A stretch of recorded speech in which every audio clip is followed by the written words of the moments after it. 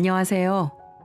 세상 사람들 살아가는 모습을 보고 있노라면 참 재미있기도 하지만 슬플 때도 있고 어떤 때는 마치 내가 당한 것처럼 억울하고 분노가 일기도 하는데요. 저에게도 누군가에게 분노와 웃음을 줄 수 있는 기가 막힌 사연이 하나 있습니다. 그건 바로 저와 시부의 이야기인데요. 저의 시아버지는 소위 말해 왕년에 굉장히 잘 나가시는 분이었어요. 전라도 광주에서 주유소를 꽤 오랫동안 운영해 오신 분으로 동네에서 알아주는 수십억의 자산가였습니다. 지금은 주유소를 접고 서울로 올라와 살고 있어 그전만큼 부자로 살고 있진 않지만 어떻게 하면 돈을 잘 벌 수 있는지에 대해 잘 알고 계셔서 여전히 부자로 누구한테나 떵떵거리며 당당하게 살아가고 계시고요. 그만큼 돈이 많은 제 시부는 말 그대로 돈 많은 게 유세인 분이셨어요. 남들보다 조금 더 돈이 많다는 것 하나 때문에 안아 모이는 부분들이 너무나 많았거든요. 그리고 그걸 직격타로 맞은 게 바로 저였죠. 그 이야기를 풀어나가기 위해 잠깐 저의 결혼 과정을 같이 이야기할게요. 일단 저는 저희 남편과 직장 안에서 만났고 남들처럼 평범한 연애를 한 뒤 2년 뒤에 결혼을 했습니다. 서로 진지하게 만나긴 했어도 저희 둘 다 병원에서 근무를 하고 있었기 때문에 스케줄 맞추는 게 힘들어서 양가 부모님께 서로 소개해주는 시간은 따로 갖지도 못했었네요. 그러다 결혼을 약속하게 되고 준비하면서 시아버지를 처음 뵙게 되었고 처음 뵙는 그 자리에서 저는 생각하지도 못한 예비 시아버지의 인성을 확인할 수 있었어요. 이보시오 아가씨, 여기 이거 반찬 좀 더 내와봐. 아이 참 아버지, 그런 식으로 말씀하지 말라니까요. 그거 종업원들한테 예의 아니에요. 예의는 무슨 놈의 예의? 내가 내 돈 내고 밥 먹고 지들 돈 벌 수 있도록 사 먹어 주겠다는데. 그래도 그러지 마세요. 오늘 아버지 며느리 될 사람도 있는 자리잖아요. 저는 그분의 첫 며느리가 될 사람이 인사를 간 자리에서 그렇게 말씀하시는 걸 보면서 속으로 좀 많이 놀랐어요. 제가 2년 동안 만난 남자친구의 모습에서는 이런 면을 전혀 보지 못했었거든요. 물론 부티가 좀 나긴 해서 돈은 좀 있나 보다 생각은 했었지만 어디에서나 예의 바른 모습을 보였기 때문에 역시 있는 집안들은 가정교육도 다른가 보다 했었죠. 하지만 나중에 들어보니 이건 모두 다 시어머니의 작품이었습니다. 돈이 많아지기 시작하면서 태도가 거만해진 시아버지를 대신해 어머니께서 가정교육을 더 철저하게 시키셨던 것 같아요. 안타깝게도 시어머니는 몇 년 전 돌아가셨다고 하더군요. 평생을 시아버지 뒷바라지만 하시다가 사고로 갑작스럽게 돌아가셨다고 남자친구에게서 전해 들었습니다. 그래도 본인의 두 아들 다 장성하게 크고 나서 돌아가셨으니 얼마나 다행인지요. 무엇보다 두 형제가 모두 의대를 나와 의사를 하고 있었어요. 제 남편은 둘째였고 큰형님은 시아버지가 병원을 차려주어서 개인 병원을 운영하고 있었고 저의 남편은 대학병원에서 일을 하며 그곳에 간호사로 근무하고 있는 저를 만나 결혼을 했습니다.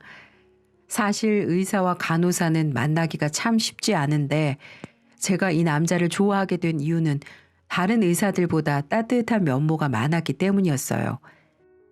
아마 이 사연을 들으시는 분 중에 간호사로 일을 하고 계신다면 대부분 제 말에 공감을 하실 거예요. 아무리 잘나고 똑똑한 의사라도 정말 히스테리한 사람들이 많기 때문에 만나고 싶어 하지 않거든요.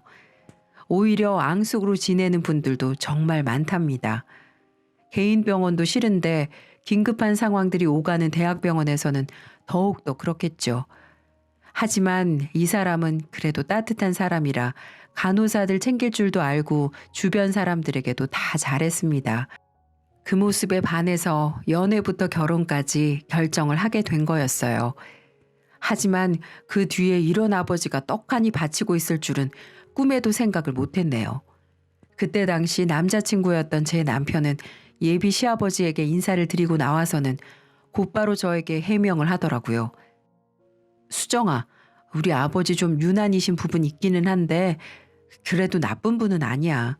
아마 결혼하면 나한테도 분명 잘해주실 거야. 다행인 건지 불행인 건진 모르겠지만 그날 이후로 시아버지를 뵐 때마다 별다른 일은 없었어요. 한 번씩 불쑥불쑥 보이는 아나무인의 태도가 보이긴 했지만 전 아버님을 길게 본 적은 별로 없어서 이 정도는 누구한테나 있는 성격일 수 있다 싶어서 대수롭지 않게 넘겼었습니다. 결혼을 허락받고 준비해 나가는 과정에서도 시아버지는 저희 가족에게 큰 요구를 하지 않으셨어요. 사실 시아버지는 둘째인 저희 남편보다는 첫째 형님한테 더 기대도 관심도 많이 가지고 있었어요. 그래서 실은 결혼도 첫째 먼저 시키고 싶어 하셨지만 그분은 그 당시 여자한테 아예 관심도 없었고 결혼 생각이 없던 시기였기 때문에 저희가 먼저 간다고 했을 때 크게 반대를 하진 않으셨고요. 대신 결혼 과정에 대해서는 무심하게 보내셨죠.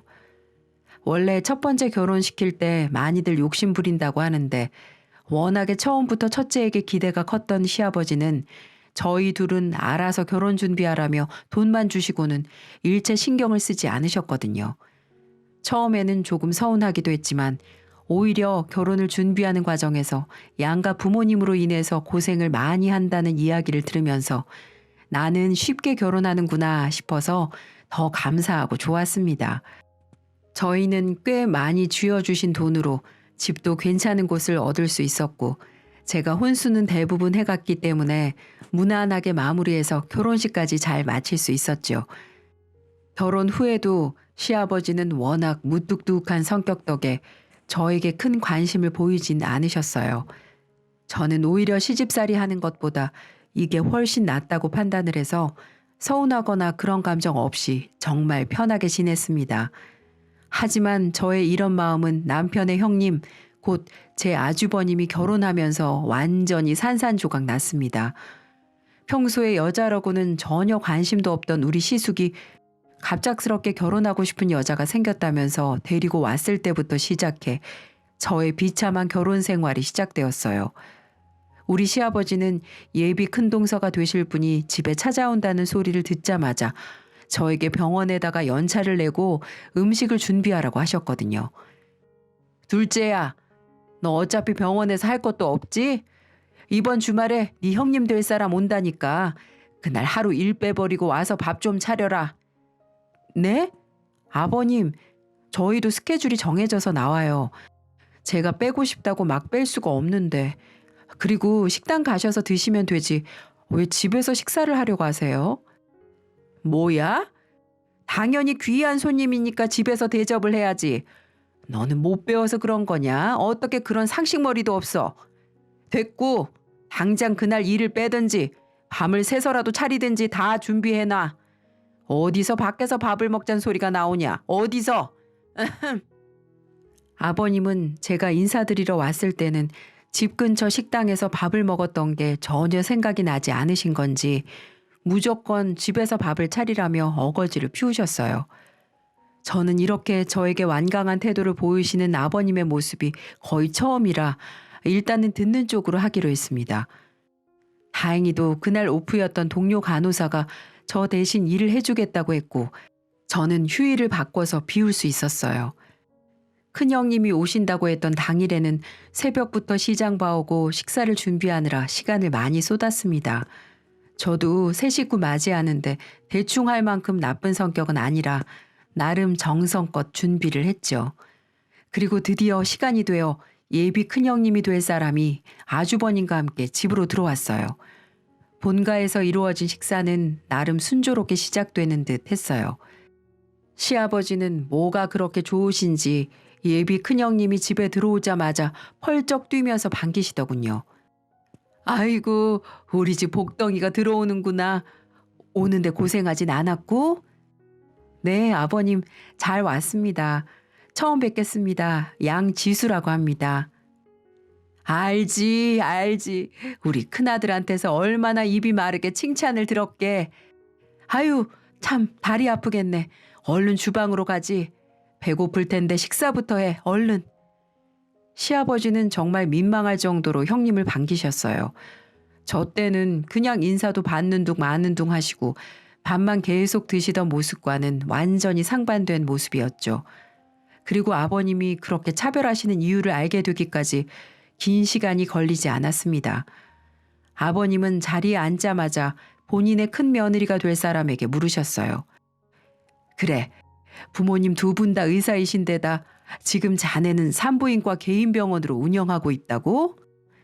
네, 맞아요. 어릴 때부터 두 분의 영향을 많이 받고 자라서 저도 자연스럽게 의대를 나오게 되었어요. 그래, 그래야지. 이래서 가정이 중요한 거야. 나도 드디어 의사 아들 말고 의사 며느리까지 보는구나.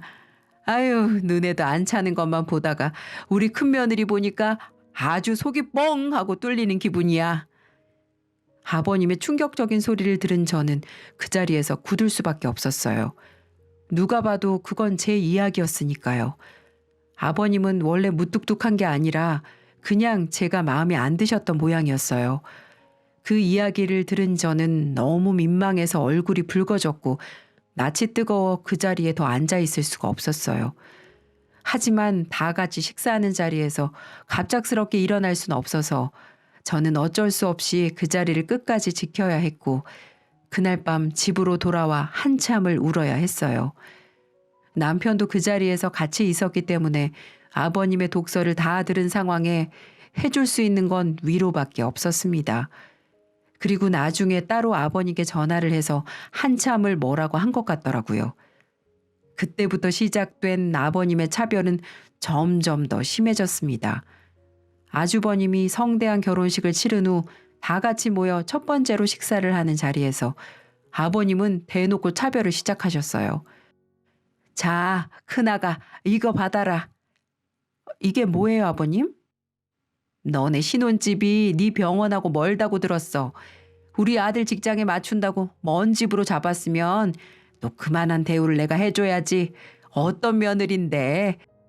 이거 결혼 선물로 주는 새 차야. 그러니까 지금 있는 차는 알아서 처리하고 이걸로 타고 다녀. 놀랍게도 아버님은 한 번도 저에게는 보이지 않으셨던 호의를 바로 큰형님에게 보이셨어요. 그것도 무려 벤츠 신형으로 말이죠. 억대 이상 값이 나가는 차를 보면서 저는 큰 상실감에 빠졌습니다. 차를 받지 못해서가 아니라 아버님의 사랑을 받지 못하는 것에 대한 상실감이었어요.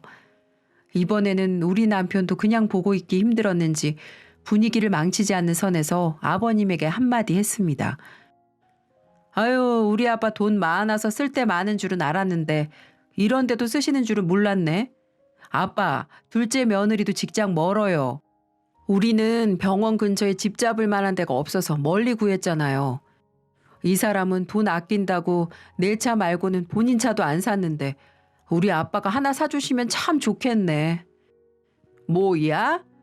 아니, 지금 나보고 둘째 며느리 차까지 사다 바치라는 거냐? 제 분수에 맞게 살면 되는 거지. 예, 둘째야.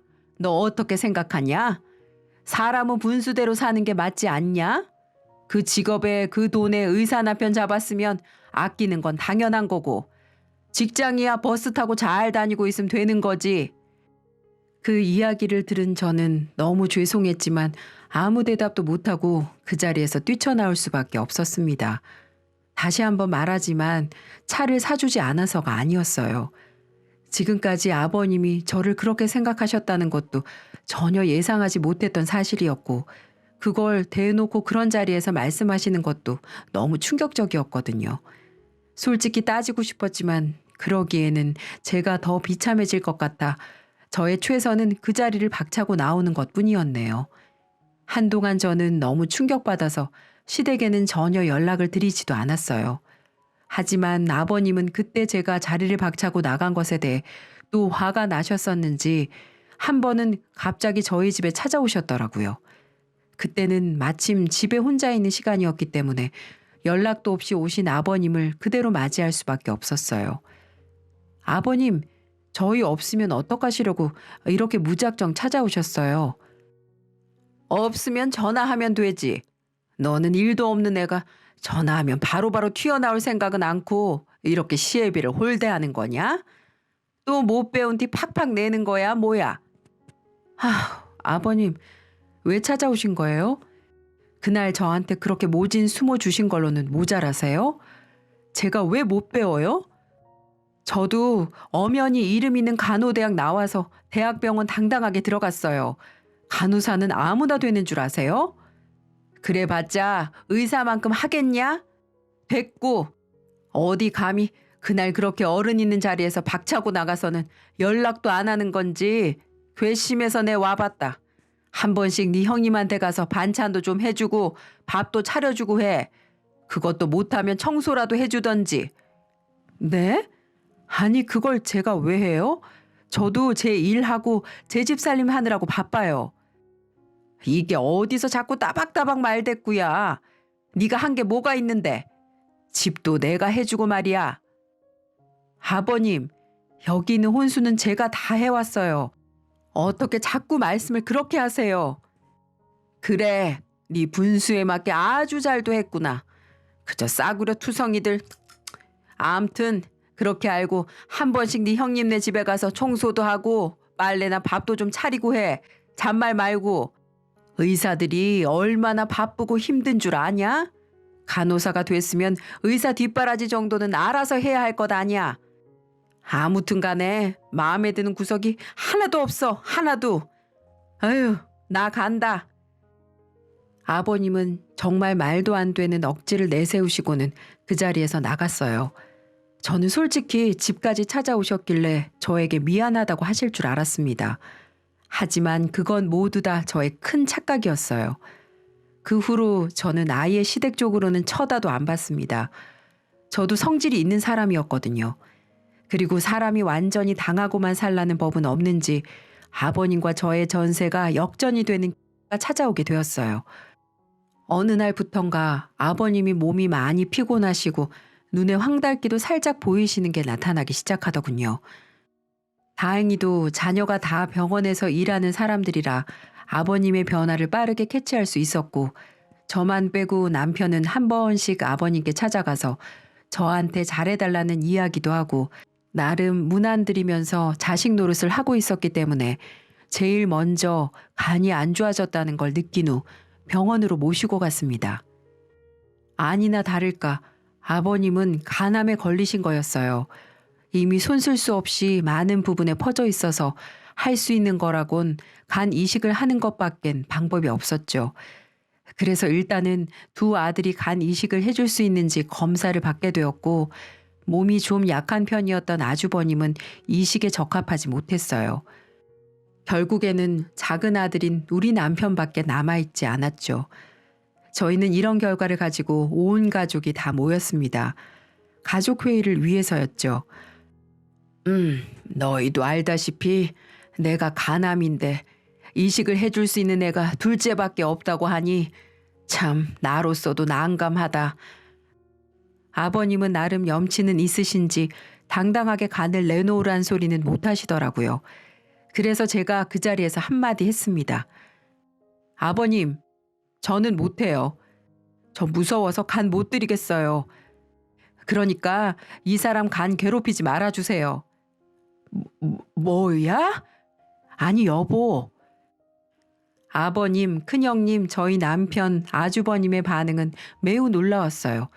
이렇게 나올 줄 몰랐던 저의 태도에 엄청나게 당황을 한 듯 보였죠. 하지만 저는 거기에서 멈추지 않았습니다. 제 말이 서운하게 들리시겠지만 어쩔 수 없어요. 저도 분수 맞춰 사느라 마음도 쪼잔해지고 생각도 쪼잔해져서 이 부탁을 못 들어드리겠네요. 죄송합니다. 저는 그렇게 말해버리고는 밖으로 쌩하니 나와버렸어요. 저는 집 밖으로 나오면서 얼마나 떨렸는지 몰라요. 솔직히 말해서 아버님께 머리끄댕이 잡히는 것까지 각오하고서 말씀드린 거였거든요. 그 뒤로 우리 남편이 놀라서 저를 따라 나오더니 그게 무슨 말이냐고 막 묻더라고요. 여보, 나 이번이 기회야. 당연히 우리 아버님 살려야지. 당신 간 나눠서 드려요. 근데 당장은 안 돼. 나 더 이상은 아버님께 무시받으면서 못 살겠어. 그러니까 나만 믿고 내가 하자는 대로만 해줘요. 저는 남편에게 제 모든 계획을 다 설명했습니다. 그리고 제가 바로 원한 건 아무것도 없었어요. 단지 며느리들을 각각 차별 대우하지 말고 아버님의 진정한 며느리로 대우해달라는 것이었죠. 그게 그렇게 어려운 걸까요? 그래서 단 하나의 목적, 오로지 며느리로 인정받고 싶어서 이 일을 벌이기로 했습니다. 일단 저는 간을 내줄 수 없다는 완강한 태도를 계속해서 보이고 남편은 시아버지에게 아내 마음을 돌릴 수 있도록 본인이 직접 저에게 수그리고 들어가라고 설득을 하라고 했죠. 그래야지만 남편도 수술을 해드릴 수 있을 것 같다고. 어떤 분들은 이 이야기를 들으시면서 저보고 너무하다고 하실 수도 있어요. 그리고 시아버님이 아예 간 이식을 포기해버리면 어쩌나 하실 수도 있고요. 하지만 저는 시아버지를 잘 알고 있었습니다. 그분은 본인 사랑이 크신 분이기에 절대로 그냥 죽지 않으실 분이었어요. 어떻게든 제 아들에게서 간을 받아낼 분이셨죠. 그래서 저도 이렇게 강하게 나갈 수 있었던 거였고요. 그리고 얼마 뒤 역시나 저의 예상대로 시아버님에게서 연락이 왔습니다. 둘째냐? 네, 무슨 일이세요? 그게 말이다. 내가 다 잘못했다. 내가 잘못했어. 그러니까 간 이식 다시 생각해봐라. 싫어요. 말씀드렸잖아요. 저 분수에 맞춰 사느라 이런다고요. 아니, 네 분수가 어때서 그러냐. 네 분수면 얼마나 그릇이 크냐, 애미야. 아니요. 저는 차도 타고 다니면 안 될 만큼 분수가 적어요. 아버님께서 직접 그러셨잖아요. 저 분수가 작아서 큰일 못 치러요. 혹시라도 남편 잘못되면 어떡해요. 그래서 무서워요. 그러니까 더 이상 간 이야기는 꺼내지 말아주세요. 아가, 미안하다. 세상에 돈이 다가 아니더구나. 네가 왜 이러는지 안다, 알어. 미안해. 아버님 뭐라고 하셨어요? 정말 진심으로 말씀하신 거세요? 그럼 당연하지. 이번에 이렇게 아프고 나서 자식들에 대해 많이 생각했다. 네가 눈에 밟히더구나. 이제는 내가 이 성격 바꿔야 될 것 같아. 이건 진심이야. 그렇게 아버님은 저에게 완전히 굽신거리며 다가오셨어요. 그 마음을 보니 진심인 것 같기도 하고 아닌 것 같기도 했지만 우선은 수술이 급했기 때문에 수락을 하기로 했습니다. 그런데 정말 수술 들어가기 전 혹시라도 남편이 잘못될까봐 얼마나 조마조마했는지 몰라요. 제 상황을 겪어보신 분들은 다 아실 거예요. 다행히도 그렇게 수술은 잘 끝났습니다. 아버님은 둘째 아들과 며느리인 저희가 다니고 있는 병원에서 수술을 받으시고는 입원을 하셨어요. 저는 이 기회도 놓치지 않고 아버님의 정신개조에 힘을 쏟았어요. 간 이식을 받은 후 환자는 일상으로 돌아가기까지 정말 관리를 철저하게 해주어야 하거든요. 그래서 저는 가까이에서 아버님을 간호하고 돌봐드리며 저는 식단을 누구보다 철저히 하면서 아버님을 훈련시켰습니다. 애미야, 나 김치가 정말 너무 먹고 싶다. 김치 하나만 먹으면 안 되겠냐? 안 돼요, 아버님. 지금 수술하신 지 얼마나 되셨다고요? 절대 안 돼요. 자극적인 음식 절대 안 되고 짠 거도 안 되고요. 아이 참, 그럼 뭘 먹으란 말이냐. 다 신고 빠져가지고 맛대가리도 없는 것들을. 아버님, 저한테 뭐라고 하셨어요? 사람은 분수에 맞게 살아야 한다고 하셨죠? 지금 아버님은 맛있는 음식 드실 수 있는 분수가 아니세요. 그놈의 분수. 너는 위아래도 없냐? 어디서 자꾸 분수 타령이야. 원래 부모한테 배운 대로 사는 거라고 아버님이 또 그러셨잖아요. 그래서 저도 분수에 맞게 사는 걸 강조하다 보니까 그렇게 얘기할 수밖에 없어요. 아유, 진짜. 내가 미안하다, 애미야. 내가 미안해. 다시는 안 한다, 그놈의 분수 소리. 네, 좀 심하셨어요, 아버님. 저도 제 분수에 맞춰서 열심히 살았고 그 덕에 간호사 되고 좋은 남편 만난 거예요. 근데 아버님이 자꾸만 제 분수를 깎아내리셔서 저 그동안 진짜 속상하고 힘들었어요. 아버님은 저의 이야기를 듣고는 뭔가 깨달아지셨는지 아무 말씀도 없으셨습니다. 그 후로도 저는 계속해서 아버님의 식단을 조절하고 운동을 조금씩 시켜드리는 과정에서 정말 정성껏 모셨어요. 그리고 한 번씩 분수 이야기도 꺼내면서 아버님의 고집을 잠재웠죠. 그렇게 몇 개월이 지난 뒤 아버님은 어느 정도 일상을 회복하셨을 만큼 많이 호전되셨고 수술도 잘 되어 경과가 좋게 나오고 있었어요. 저희도 다행이라고 여기며 그렇게 다시 일상으로 돌아가 원래대로 살고 있었는데 어느 날 갑자기 아버님이 저희 모두를 또 부르시더군요. 그리고는 그 자리에서 제게 무언가를 주셨어요. 둘째야, 이거 받아라. 이게 뭐예요, 아버님? 뭐긴 진작에 너한테도 줬어야 할 차키지. 네? 차키라뇨? 내가 그동안 너한테 너무했어. 사람이 분수에 맞게 살아야 한다느니 너에게 참 모진 말들도 많이 했다. 미안했어 그동안. 그리고 고마웠어. 이 못난 시애비 살려보겠다고 그 지극정성으로 간호한 거 모르지 않는다. 병원에 너 없으면 어쩔 뻔했을꼬. 병원에서도 사람들이 그렇게 너 보고 딸이냐면서 착하다고 난리도 아니었어. 이렇게 착한 며느리를 내가 너무 무심했구나. 정말 미안하다. 하지만 우리 앞으로는 잘 지내보자꾸나. 내가 조금 가부장적이고 보수적인 면이 있어서 그렇지. 알아가다 보면 그렇게 나쁜 사람은 아닐 게야. 알았지? 그리고 이 차키는 날 간호해주고 보살펴준 보상이야. 고맙다. 고마워. 몇 개월간 제가 정말 진심 어린 마음으로 아버님을 대했던 걸 느끼셨는지 전혀 생각지도 못했던 선물을 저에게 꺼내주시더라고요.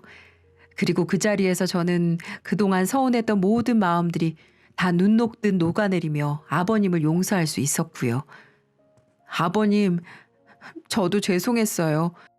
그동안 모진 말로 아버님께 대했던 거 용서해 주세요. 그리고 아버님, 그 고집에 식단 조절하고 운동 꾸준히 하기 쉽지 않아서 제가 더 독하게 했던 거예요. 그러니까 이해해 주실 거죠?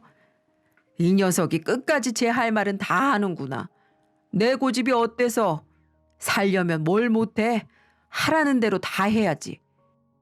아이고, 그래서 한 번씩 밥 투정하시면서 저한테 물병 집어 던지셨어요? 아유, 몰라. 모른다 나는. 아주 그냥 그런 말은 왜 또 해서 산통을 깨. 울면서도 아주 제 할 말은 다 하는구나. 그러게요, 아버님. 그래도 이 센 며느리 덕분에 잘 회복되셨잖아요. 그럼 됐죠. 저희 곁에서 앞으로는 오래오래 사세요, 아버님. 차도 잘 쓰겠습니다. 눈물로 건네받은 차키는 또 한 번의 당돌한 며느리의 대답과 아버지의 호통 속에서 웃음으로 마무리 지을 수 있었네요. 저는 지금도 시아버지와는 친구처럼 편하게 잘 지내고 있습니다. 오히려 남편보다 연락을 더 자주 드리고 있고요. 정말 시간이 갈수록 아버님은 젠틀하시고 좋은 부분도 많이 있으신 분이더라고요. 이제부터는 이 화목한 가정 깨지 않도록 더 열심히 잘해드리고 살아야겠습니다. 겪어보다 보니 여러분, 상대방은 나 하기 나름이라는 말 기억하시면서 저를 통해 또 누군가의 정신개조를 잘 해내시길 바랄게요. 감사합니다.